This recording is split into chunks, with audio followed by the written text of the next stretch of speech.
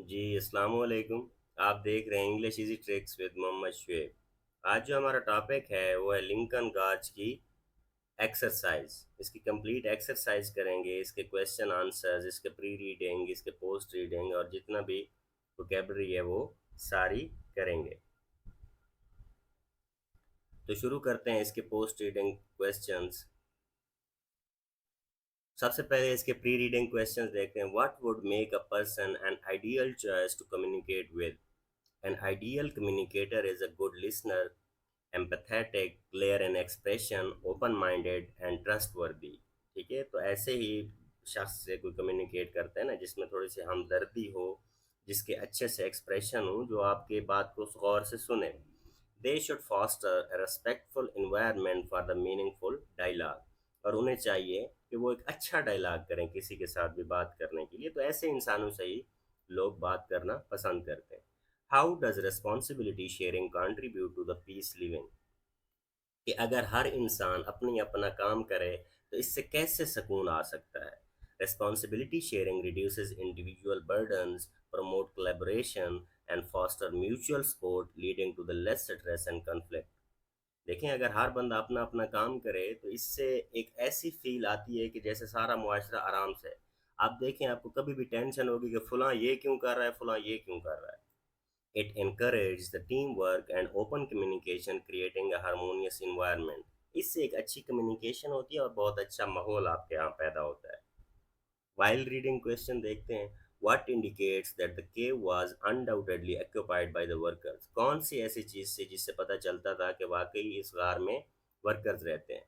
The presence of a door curtain hanging in the way suggests that the cave was occupied, as it implies that the someone had taken the effort to create a barrier for the privacy or the warmth।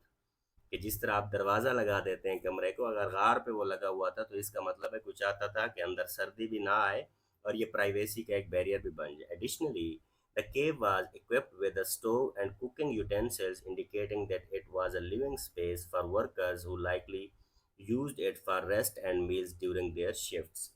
और उसमें बर्तन और ये सारी चीज़ें पड़ी थी जिससे पता चलता था कि यहाँ पे लोग रहते हैं और अपने खाने पकाने का काम भी करते हैं। He opens up the mountains. The child replied proudly, "What does this reply mean?" कि उसने जब कहा कि he opens up the mountain और इतने फख्र से कहा, इसका क्या मतलब है?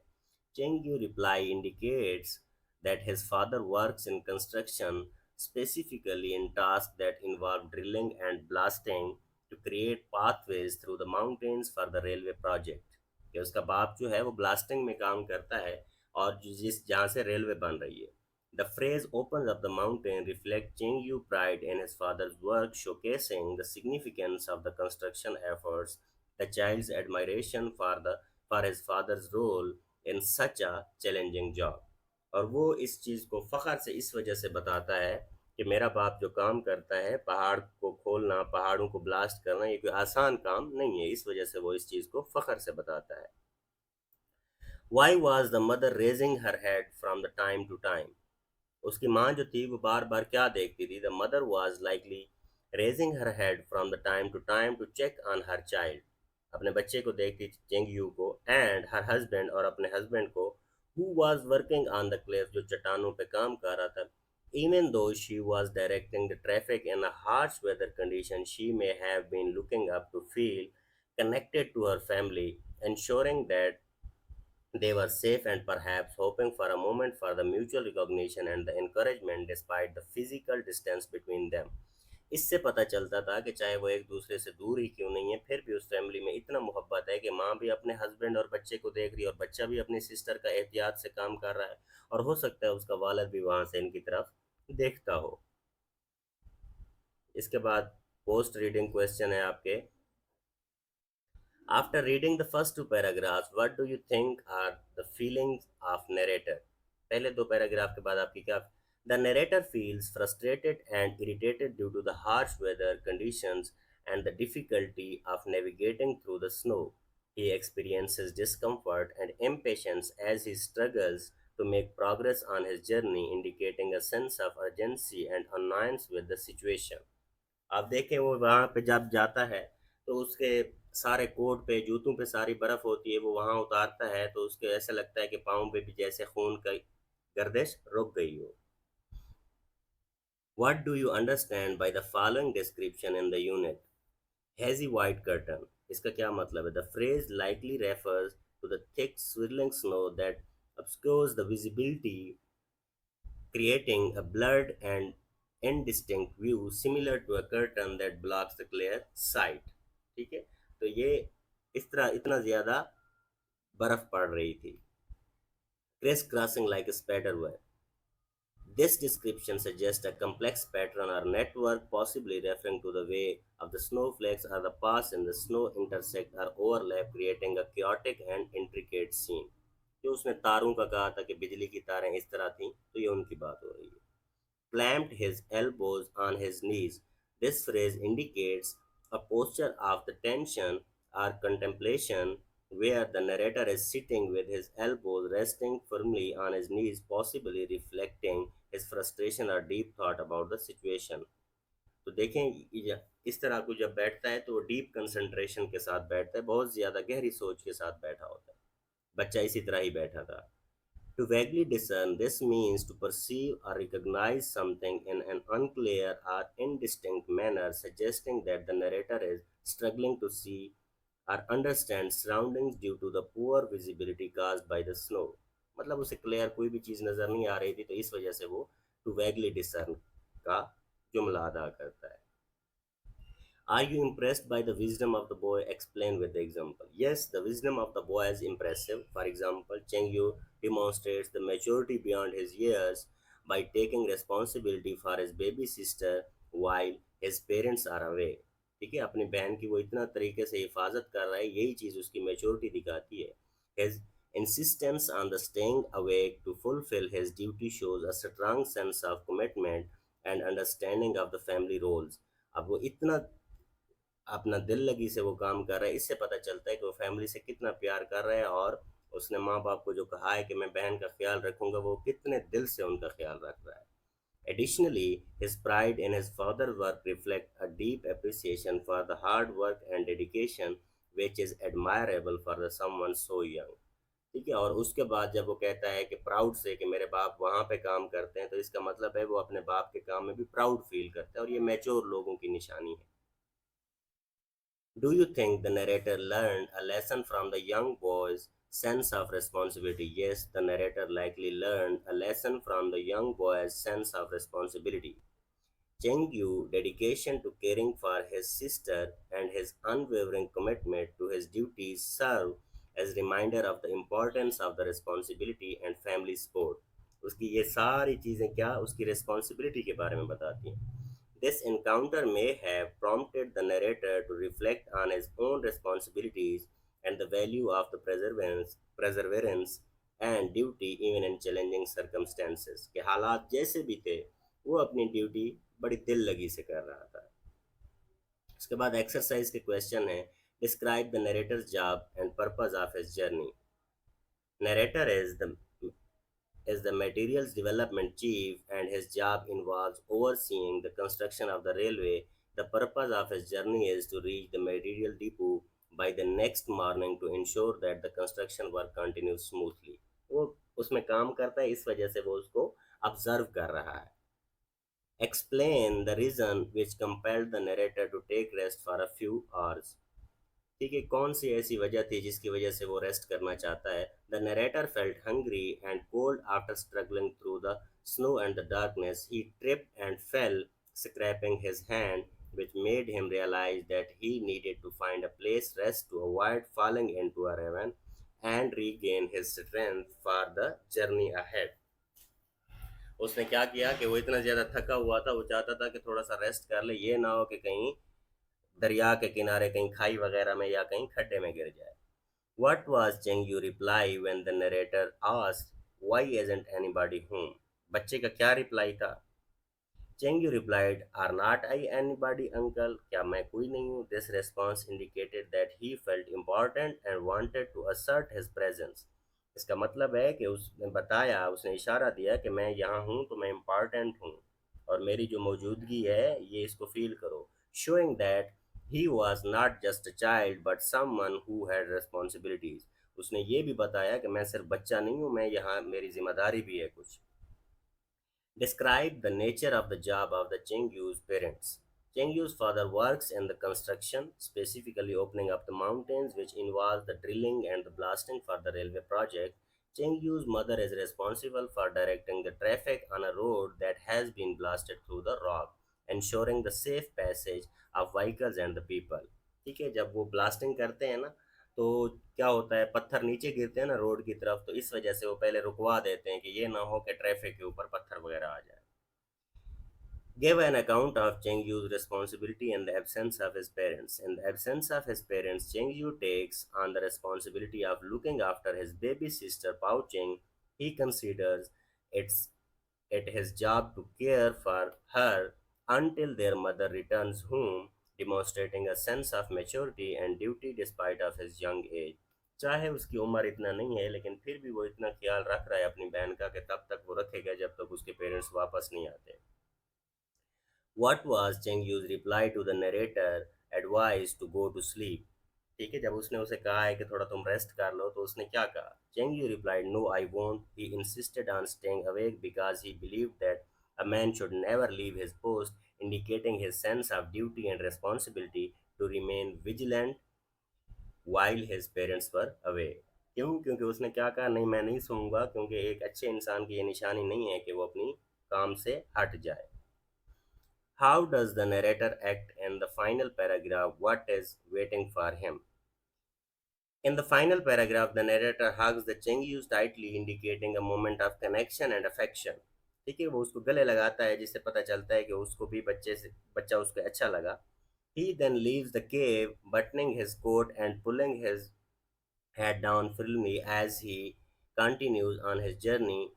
What is waiting for him is his job at the material depot, which he is determined to reach without further delay. और वो अपने काम पे जाना चाहता है ताकि डिपो तक पहुंच जाए जहां पे वो काम की सप्लाई करवा सकता है, मटेरियल की सप्लाई करवा सकता है. What ideas were conveyed in the story about the work? The story conveys the several ideas about work, including the importance of the duty and the responsibility, especially in challenging the conditions. It highlights the dedication of the workers who continue to the labor despite harsh weather and the personal sacrifices के जो लोग इतनी ज़्यादा सर्दी में भी अपना काम जारी रखे हुए हैं, as well as the interconnectedness of family and work where each member plays a role in supporting one another. और उनकी आपस में प्यार मोहब्बत इतना है कि औरत ट्रैफिक को देख रही है, मर्द अपनी ब्लास्टिंग कर रहा है और बच्चा अपनी बहन की हिफाजत कर रहा है, और सारे एक दूसरे के लिए बेचैन भी हैं कि फैमिली आएगी तो हम कंफर्ट होंगे. Do you think it is an inspirational story? If so, support your answer with the evidence. Yes, it is an inspirational story. The resilience and the determination of the both Chengyu and his parents in the face of difficult circumstances serve as the testament to human spirit. Chengyu's commitment to caring for his sister and his father's pride in his work reflect a strong work ethic and familial love. ठीक है, ये सारी चीज़ें मिलकर उनकी familial love, ये सारी चीज़ें मिलकर उनकी ये चीज़ें बनाती हैं.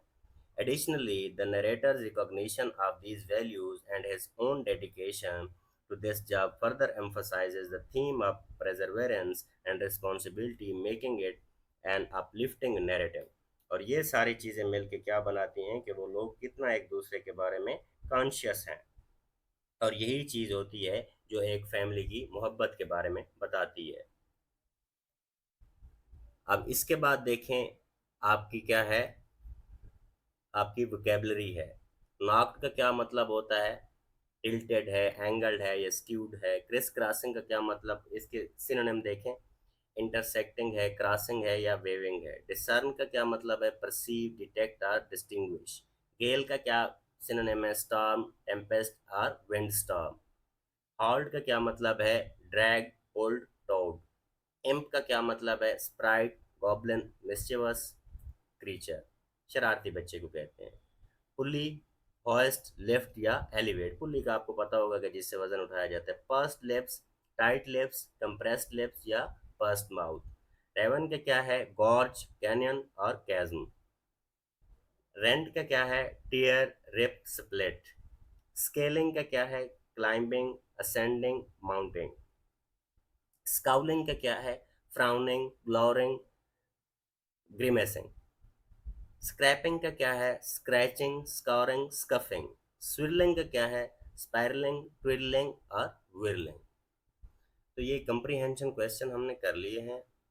और यहाँ पे देखें, construction in the gorge was going on feverishly, I noticed a path leading to a cave as soon as we get our telephone line with connected with the heaven। ये जो उस बच्चे ने जब कहा था कि कल बर्फ होगी या नहीं, ये उसने जुमला बोला था। अच्छा ये देखें, बिगिनिंग सीन है, ये सारी चीज़ें author choices concerning how the structure specific parts of the text. देखिए ये बिगिनिंग होती है कि किस तरह से सेटिंग करनी है, किस तरह से कैसे अट्रैक्ट करते हैं सबसे पहले जुमले, ये चीज़ मैटर करती है। ये खैर आगे एक्सप्लेनेशन के साथ है, तो मैं यहाँ पे इसको थोड़ा शॉर्ट कर देता हूँ।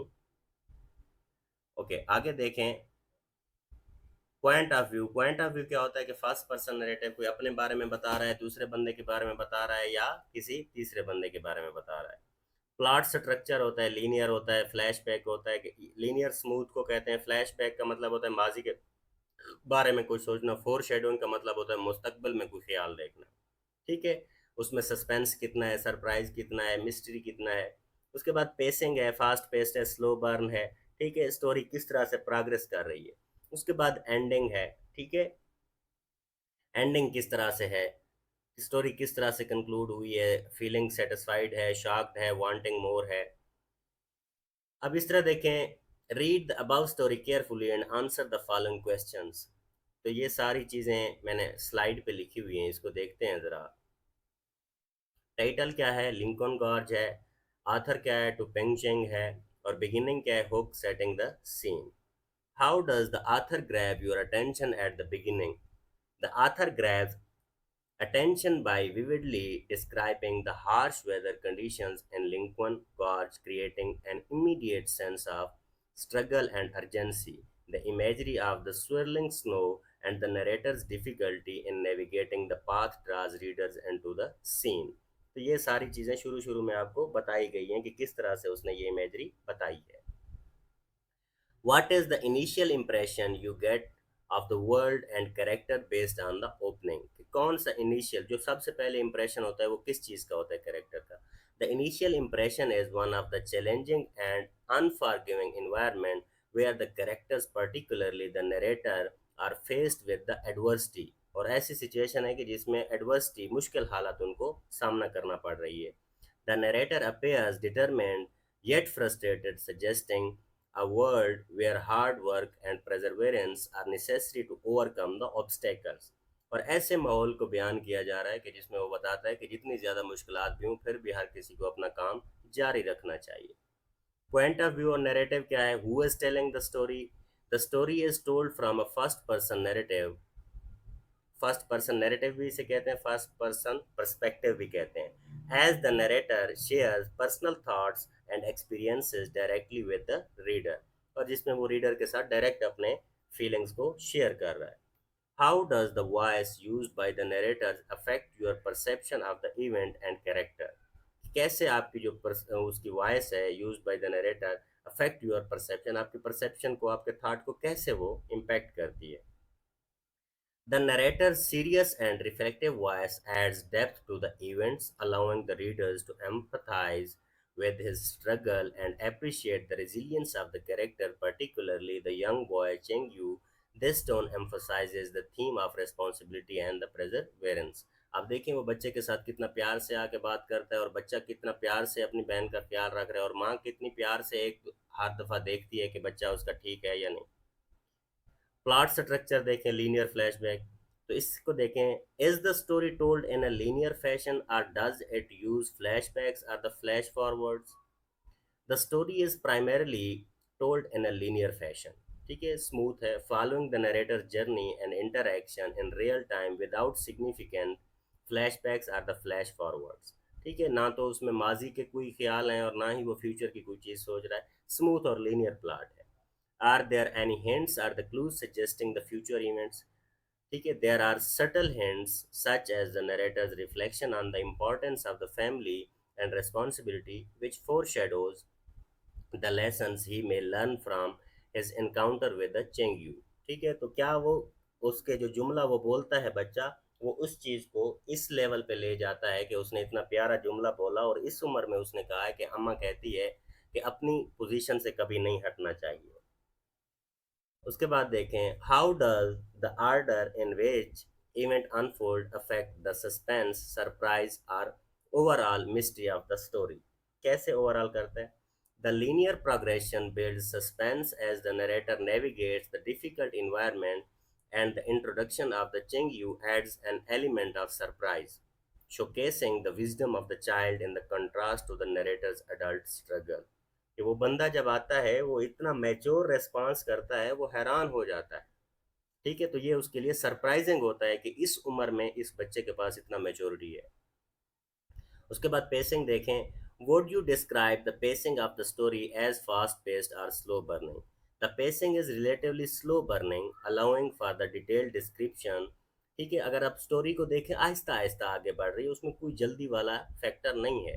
Of the environment and the narrator's thought, for example the careful depiction of the snow and the narrator's internal dialogue creates a reflective pace. तो इसका मतलब देखें, आप इसको जब पढ़ते रहते हैं ना, जब पढ़ते हैं तो कहीं पे भी आपका डिसकनेक्शन नहीं होता थॉट के साथ। ठीक है, जहां पे आपको सोचना पड़े कि यहाँ पे क्या बात हो रही है, तो इसका मतलब होता है उसकी पेस क्या है, फास्ट है। How does the pacing affect the mood or the tension of the story? The slow pacing enhances the mood of tension and contemplation, allowing the readers to fully absorb the challenges faced by the narrator and the significance of his encounter with the Chengyu। ठीक है, slow है, वो बच्चे से पहले पहले आके बातें करता है, तो दिल करता है कि सारी स्टोरी पढ़ी जाए। उसके बाद एंडिंग देखें, does the story have a clear resolution or is it left open ended? The story has a clear resolution as the narrator completes his journey and reflects on the lesson learned from the Chengyu, though it leaves room for the contemplation about the future। देखें, clear है, वो बच्चे के इसी जुमले के साथ निकलता है और वो अपना रिएक्शन भी बता के जाता है, उसके माइंड में वही अल्फाज गूंज रहे हैं, तो इसमें कोई ऐसी चीज़ नहीं है। How does the ending make you feel? The ending evokes a sense of satisfaction as the narrator gains the insight from his experience, but is also it also leaves a lingering curiosity about how these lessons will influence his future। लेकिन इस चीज़ के बारे में नहीं पता कि ये चीज़ उसको लाइफ में कितना इम्प्रेस करेगी और कितना वो इसको यूटिलाइज करेगा। How does the author's choice of ending impact of the overall meaning of the work? The ending reinforces the themes of responsibility, family, and the wisdom found in unexpected places. It suggests that even in challenging circumstances, there are valuable lessons to be learned, highlighting the importance of the connection and support in overcoming the adversity। वो बंदा जितनी भी परेशानी में है, जितना भी बर्फ से उसका जिस्म जो है उसे ऐसा लगता है कि खून की गर्दिश जैसे रुक रही हो, लेकिन उसका फिर भी इतना काम कर रहा है कि बच्चे ने इतने बड़े अल्फाज बोले और वो इनसे बहुत कुछ सीखेगा भी। तो ये आपका कंप्लीट होता है। आगे देखें vocabulary, the reader curiosity remains aroused till the end, it is because of the effective substance. Material अच्छा लिखा हुआ है, इंटरेस्टिंग डायलॉग एंड डायलॉग भी बहुत अच्छे लिखे हुए हैं। बच्चा कहता है क्या मैं आपको नहीं लगता, मेरी मौजूदगी आपके लिए मैटर भी नहीं करती। Strong character of the little boy, बच्चा चाहे छोटा है लेकिन कैरेक्टर उसका बड़ा स्ट्रांग है। यही चीज़ें हैं जो क्यूरियोसिटी को आगे लेके जाती हैं। गुड बिगिनिंग है और उसकी शुरुआत भी बहुत अच्छी है। वेल नेट एंड है और अच्छी तरह से अल्फाज को बुना गया है कि समझ आती जाती है स्टोरी को जैसे जैसे पढ़ते जाए। उसके बाद ये 7 elements of the story writing है। प्लॉट होता है कि कौन कौन से इवेंट्स हो रहे हैं, कैरेक्टर होते हैं, जाहिर सी बात है कम्प्लेक्स और round character, complex and relatable character types and traits हैं। आप ये आगे कहीं पढ़ेंगे। राउंड कैरेक्टर होता है, फ्लैट कैरेक्टर होता है। सेटिंग होती है कि कहाँ पे वो शुरू हो रही है, जैसे इसकी सेटिंग देखें कि किस तरह से वो बर्फ़ की सेटिंग है, पहाड़ की खुदाई हो रही है, उसका बाप ब्लास्टिंग कर रहा है और इतना ज़्यादा बर्फ है कि उसके अपने पाँव की खून की गर्दिश जैसे रुक गई है और उसकी माँ को देखें कि वो एक वाइट मूरत की तरह नज़र आ रही थी। तो ये सारी सेटिंग है। कन्फ्लिक्ट को देखें, interest of the protagonist and the antagonist. Conflict क्या होता है, जहाँ पे हीरो और विलन का आपस में क्लैश आता है। थीम देखें, sprinkle your story a big idea और अंडरलाइन। तो इसमें आप कभी भी कोई स्टोरी लिखें तो उसमें बिग आइडिया होना चाहिए। जैसे अभी ये स्टोरी हमने पढ़ी है, देखें उस बंदे ने बच्चे से कितना बड़ा जुमला सीखा है कि मम्मा कहती हैं कि अपनी ड्यूटी से कभी पीछे नहीं हटना चाहिए। Point of view, who is telling your story. Point of view क्या होता है, देखें आप अपने बारे में बता रहे हो ना, तो वो थोड़ा सा बाइस्ड हो जाता है, ऐसा लगता है कि अपनी सुनाई हुई स्टोरी में हर बंदा मजलूम होता है। सेकंड पर्सन हो तो उसमें थोड़ी सी आप किसी के बारे में कुछ कह रहे हो तो उसके बारे में चांसेस होते हैं कि आप सच्चाई कहेंगे। थर्ड पर्सन नैरेटिव हो तो उसके बारे में वो ज्यादा, सबसे ज्यादा अथेंटिक समझा जाता है। ठीक है। टोन देखें, establish a general feeling for the story with a vivid word choice. कभी भी आप स्टोरी लिखना चाहें तो आपके अल्फाज का चुनाव ऐसा होना चाहिए कि उसमें आपके लहजे में नरमी नजर आनी चाहिए, ना कि ऐसा हो कि आपके लहजे में तलखी नजर आनी चाहिए। और देख लें जिस स्टोरी को आप लिख रहे हैं उसको कितना आगे आप लेके जाना चाहते हैं और किस तरह की आपकी ऑडियंस उसको पढ़ेगी, उसी के मुताबिक आप भी डील करें। उसके बाद ओरल कम्युनिकेशन है, इन्फ्रेंस है। इन्फ्रेंस मेरे ख्याल में मैंने लिखी हुई है यहाँ पे, हाँ। How can struggle and persistence pave the way to the prosperity. ठीक है। अब ये इन्फर क्या होता है, इन्फर का मतलब होता है कि कोई चीज़ आपने पढ़ी है, आप कोई भी क्वेश्चन उससे रिलेटेड पूछ लिया गया है आपसे, अब आपने अपने अल्फाज में कि उसमें कौन कौन सी चीज़ आप फील करते हैं, उसको इन्फ्रेंस कहते हैं। अब देखें, struggle and persistence are often a key components in achieving prosperity. कि मेहनत और परसिस्टेंस, लगातार मुसलसल काम करना, ये खुशहाली के लिए बहुत दो अहम कंपोनेंट हैं। व्हेन इंडिविजुअल्स फेस चैलेंजेस, जब लोग चैलेंजेस का मुकाबला करते हैं, they develop resilience and the problem solving skills that can lead to the personal and the professional growth. जब आप चैलेंजेस का सामना करते हैं तो इससे आप में क्या आती है, मजबूती आती है। वो कहते हैं ना कि life does not gate easier, you just get stronger. जिंदगी आसान नहीं होती बल्कि आप मजबूत हो जाते हैं। जैसे गालिब ने कहा था कि मुश्किलें मुझ पे इतनी पड़ी कि आसान हो गई। ठीक है। मुश्किलें इतनी पड़ी कि अब मुश्किल मुश्किल ही नहीं लगती थी। The process of overcoming obstacles fosters a strong work ethic and determination which are essential for the success। ठीक है, कि किस तरह से रुकावटों को अबूर करना है और किस तरह से अखलाकियात का तकाजा भी बरकरार रखना है। आप देखें, थोड़ा सा किसी के सर में दर्द हो, आप उससे बात करें तो लोग आपसे बदतमीजी कर देते हैं। तो ये सारी चीज़ें मेंटेन करनी पड़ती हैं। एडिशनली परसिस्टेंस इन परसुइंग गोल्स। और उसके बाद आपका मुस्तकिल मिजाजी अपनी मंजिल की तरफ, ये भी मैटर करती है। Even in the face of the setbacks, यहाँ तक कि आप हालात की नज़ाकत भी देख रहे हो, थोड़े से मसाइल भी आ जाएं, फिर भी can create opportunities that may not have been apparent initially. और ऐसे ऐसे राहें भी खुलती हैं जो आपको लग भी नहीं रही होता कि ये खुलेंगी।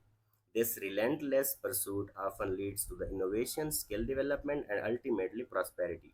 ये वो चीज़ें होती हैं मुश्किल हालात में, जब आप क्रिएटिव बनते हैं, आपकी स्किल डेवलप होती हैं और आपकी पर्सनैलिटी में एक ह्यूमन कैपिटल आता है, आपकी पर्सनैलिटी की वैल्यू बढ़ती है और अल्टीमेट वो प्रॉस्पेरिटी की तरफ, खुशहाली की तरफ जाते हैं आप। उसके बाद देखें, responsibility toward the duty can save people from the embarrassment, do you agree? Yes, I agree that responsibility toward the duty can indeed save people from the embarrassment. When individuals take their responsibilities seriously, they are more likely to meet expectations and the fulfill obligation। जाहिर सी बात है, अगर आप दिल से अपनी जिम्मेदारी पूरी करेंगे तो इससे हर बंदा अच्छा फील करता है। This reliability can prevent situation that might lead to the embarrassment, such as failing to the complete task or letting others down। और ये वो चीज़ होती है कि जब आप में सेल्फ कॉन्फिडेंस आता है और इससे आप दूसरों को डिग्रेड भी नहीं करते। जब आपको काम करने का मूड ना हो जिम्मेदारी का, तो फिर आप लोगों के साथ ऐसे ही लड़ते हैं।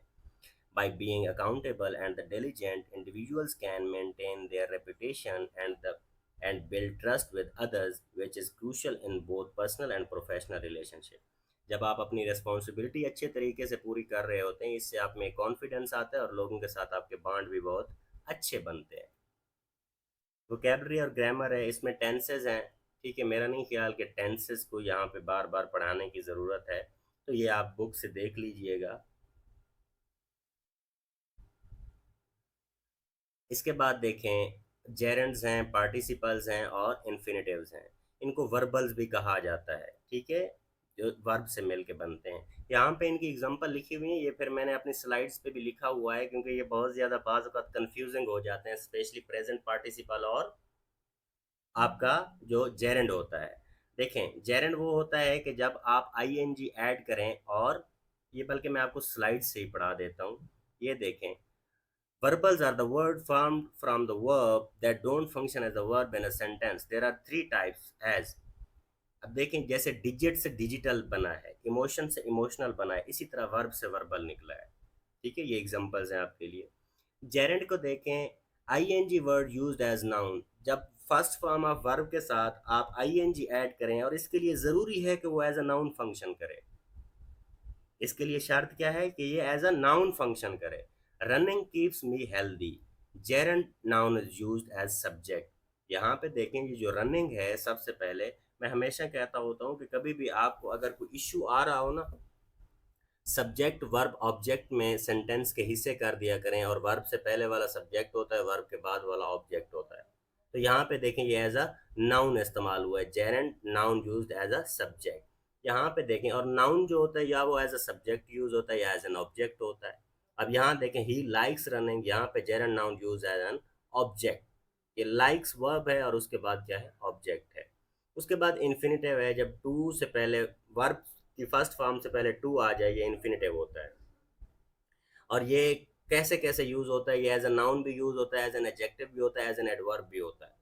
अब मैंने आपको एग्जांपल दी हुई, एज अ नाउन देखें, I like to read. To read क्या है, मतलब I like reading, as an object इस्तेमाल हुआ है। एज एन एडजेक्टिव देखें, this is the best time to plant. This is the best time to plant. Best time, time के बारे में बता रहे, to plant, telling about the best. As adverb कैसे होता है, she studies to learn. Studies के बाद आप देखें, ये भी कह सकते हैं शी स्टडीज फास्ट। तो ये टू लर्न किस चीज को, स्टडीज के बारे में बता रहा है। जो चीज वर्ब के बारे में बताती है उसे हम क्या कहते हैं, adverb, adding meaning into the verb. अब देखिए, पार्टिसिपल्स हैं।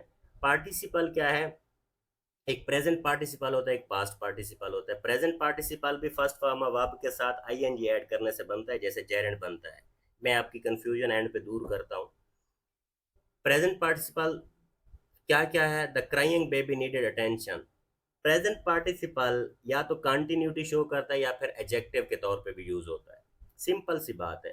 कंटिन्यूटी प्रेजेंट में भी हो सकती है, पास्ट में भी हो सकती है, फ्यूचर में भी हो सकती है। ठीक है, एडजेक्टिव तो कहीं भी इस्तेमाल हो सकता है। अब देखें, he is reading a book, continuity. ठीक है, कंटिन्यूटी शो कर रहा है। They were reading a book, ये पास्ट में है, continuity. Roaring lion look like horrible, यहाँ पे रोरिंग देखें, लायन हमारे पास नाउन है ना, तो नाउन को जो चीज़ डिफाइन करती है वो हमारे पास एडजेक्टिव कहलाती है। जब वो एडजेक्टिव हो गया, तो हमारे पास वो लायन के बारे में बता रहा है। यहाँ पे देखें, वी लव लाइटनिंग ट्रीज। यहाँ पे देखें, प्रेजेंट पार्टिसिपल क्या है, ट्रीज क्या है, नाउन है, और लाइटनिंग उसी के बारे में बता रहा है, तो ये एडजेक्टिव है। उसके बाद देखें, पास्ट पार्टिसिपल है, the baked cookies. Past participle क्या होता है, ये थर्ड फॉर्म ऑफ वर्ब को कहते हैं। और ये क्या क्या शो करता है, या तो ये परफेक्ट टेंस को शो करता है, या फिर ये एडजेक्टिव के तौर पे भी यूज होता है। अब देखें, दे हैव फॉट वार, ये परफेक्ट टेंस को शो कर रहा है। They had written the paper, ये भी परफेक्ट पास्ट परफेक्ट को शो कर रहा है। He has walk the path, ये भी परफेक्ट को कर रहा है। मतलब ये सारे फॉट, रिटन, वर्क, ये पास्ट पार्टिसिपल है। थर्ड फॉर्म ऑफ वर्ब को पास्ट पार्टिसिपल कहते हैं। और ये परफेक्ट और एडजेक्टिव यहाँ पे लिखा हुआ है, ये इन दोनों के तौर पे इस्तेमाल होता है। और थर्ड फॉर्म आपके पास हमेशा पैसिव वॉइस में भी यूज होती है। Fought war was against the neighbours country. अब यहाँ पे देखें, एज एन एडजेक्टिव यूज हुआ है। कैसे, वार क्या है, हमारे पास नाउन है, और फॉट क्या है, पार्टिसिपल है। फाट वार के बारे में बता रहे हैं, तो ये एडजेक्टिव है। जब कोई चीज नाउन के बारे में बता रही है, तो सिंपल वो एडजेक्टिव है। अब इसको देखें, he tore the written letter. Letter देखें, नाउन है, रिटन उसी चीज के बारे में बता रहा है, तो ये भी एडजेक्टिव है। Past participle as an adjective इस्तेमाल हुआ है। और इसी तरह, walked path had no grass on it. अब पाथ देखें, नाउन है, वाक्ड क्या है, पास्ट पार्टिसिपल है, तो यहाँ पे past participle as an adjective इस्तेमाल हुआ है। अब ये देखें, face difficulty in the gerund and the present participle. तो सिंपल इज दैट, मैंने आपको बताया कि जेरेंड के लिए ज़रूरी होता है कि वो एज अ नाउन फंक्शन करे। Running is his favourite exercise. ठीक है, ये क्या है, जेरेंड है। यहाँ पे जेरेंड यूज्ड एज सब्जेक्ट। अब देखें, ही लाइक्स रनिंग, यहाँ पे भी यूज एन ऑब्जेक्ट हुआ है।